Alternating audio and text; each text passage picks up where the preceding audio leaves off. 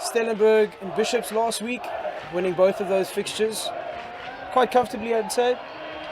And here we go, early chance for Rhys Tienis as he carries into the 23, into the circle. Shot comes in, it's over the top.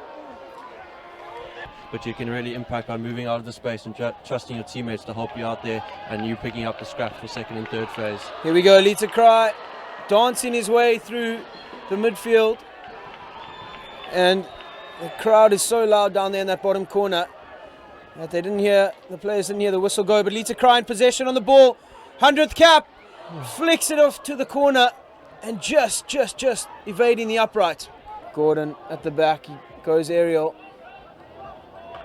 And Chavez sang it as well to get underneath that. Jamie Hundermark rather. I think he would have felt a bit hard done by there. Looked from here, there's Chavez Sanger almost moved into his space, but Maseko with the ball, and it is Lita Cry, the man with 100 caps, who finds the net for the first time this evening. SACS up by 1. Gordon up the line, beautiful ball to Roach. Good interplay down the right hand side. Ollie Roach carrying, big ball into the circle. It's loose, falls kindly for Fisher, and couldn't get anything out on that occasion. Here we go, SACS once again on the turnover. This is where they've looked so lethal. They create space on the far side of the field. And there's a beautiful overlapping run from Lassen. Carries down to the bottom corner, ball into the circle, falls kindly for Regan Villa. Big tackle.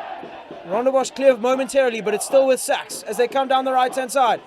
Oh, and he's just missed the far post. Maseko was waiting for Lassen to get the tap in there. But yeah, you would look to control the ball a bit more, eat some time up so you can get back to full numbers. Not as easy with a man down to try to score a goal. Although he has a breakaway from Rhys. Good steal, probably looking for his back sticks. Here he goes, keepers come out, and he's just pulled it a bit wide, closing his angle down, making it a difficult execution there. Winning the free hit once again. And there's another tussle going on at the top of the D there. But it's Rondebosch on the charge. Ben Hartman sends it through. It's a one-on-one with the keeper, Hundermark, with a shoulder into the keeper. He's lucky to just get away with a free hit. I think this should be a card for Jamie Hundermark. He's gone in after the ball. There it is. Just a good quality on his hockey career, being able to play in different positions, move around the field. SACS once again look to transfer the ball across to the far side. Free hit taken quickly by Cry. No one's on him. Into Hughes, goes on the backhand and nearly kills Maseko on the far post. He hit the crossbar off a backstick. Probably would have looked to recreate that, but this time inside the netting, just putting it wide. Cry once again on the ball, goes over the top, and that's the double. The man of the moment, Lita Cry, secures the second for SACS. In Hibbert especially, we've just come from the Hibbert Shield at Grey High School.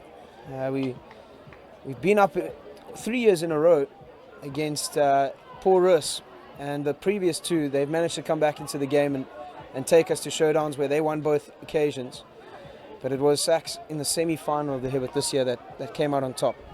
But here we go, Cordero down the right hand side, ball across the circle, and that is 3. Lita Cry once again in the right place, in the goal mouth. It was all down to the man on the right hand side. Cameron Cordero carried onto the baseline. He saw where Lita was, and that takes it to 3. But it is still with SACS, who regain possession in high transfer. Anam flying in, well rolled by Sanger. Falls kindly for Maseko, ball into the circle.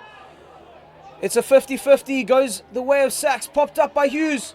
Looks for Lassen at the far post. And that is number 4 for SACS. Youngsters getting the call-ups. A couple of these boys playing at first team level. It's good to see. It just gives the schoolboy a lot more exposure to what top quality hockey is like. But Lita Cry carries through, and it's a massive stick tackle from first Ellis and then Dahms. Goes to Cry. Stop is good. He flicks low, and it's a great save from Aaron Spiller. Jasper Southwood did well to make the tackle. Mo beats one. Still going is Maseko towards the top of the D. Just loses his footing. Bit of miscommunication. Ball pops up for Lita Cry. Maseko with the snapshot. Oh, it's bobbling around and it's in. A bit of chaos, and Arden Thompson finds himself in a beautiful position at the far post, and that's SACS up by 5. There's some serious rivalry between those two brothers, and it's great to see pushing themselves. Here we go. Hughes on the ball down the right hand side. A bit of magic, finds Cry. Under his shoulder to Maseko. It is to Tienes. Back to Cry. And just like that, ladies and gentlemen, it is 4 for the number 10. Lita Cry secures goal number 6 for SACS.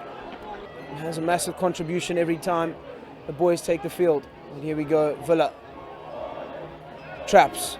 Wins the free hit. This will be taken quickly. Cry's looking for Tienes. He goes to Hughes instead.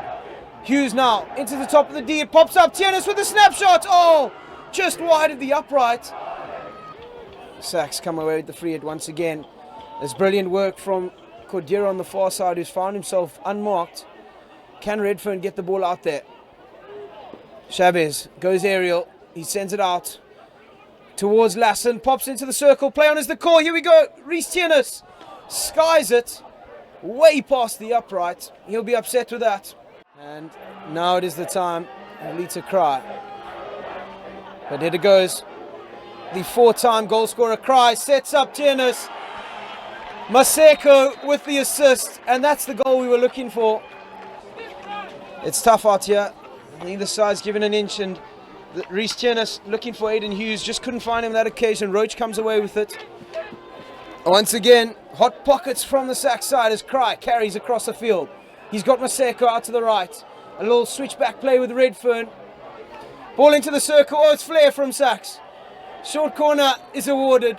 My goodness, SACS are having fun. It's a captain's duty. Not always going to score, but you set it up. Cry misses the first flick. He does slip it to LaRue, and as you called it, Damien, Joe LaRue makes it 8 at the brewery. Finds the ball from one of the ball boys. Cordero looks up, finds Redfern. SACS on the charge once again. Maseko carries outside of a pocket. He's still going, is Maseko. He's going to have a dip from the bottom of the corner here. And it is another goal. It's 9, and it is Cry with the fifer. To be able to get that with such accuracy, Mo take a bow there. But that is 5 for Lita, and SACS goes to 9. Yeah, Mo did really well to keep that backstick on the ground. But he also purposely looked to play it a little bit softer, a bit more controlled, because he knew the angle wasn't what he needed to score. I reckon some sort of variation here, maybe a slip left or a deflection. Yeah, I wouldn't be surprised. It looks like Roach is moving to the left, but it is Fisher with the straight beat and goes straight through keeper Ethan October's legs.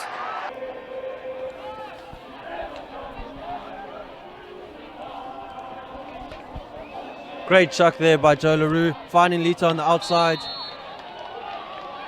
Bosch player, never 5, closing down the space, upgrade to a short corner.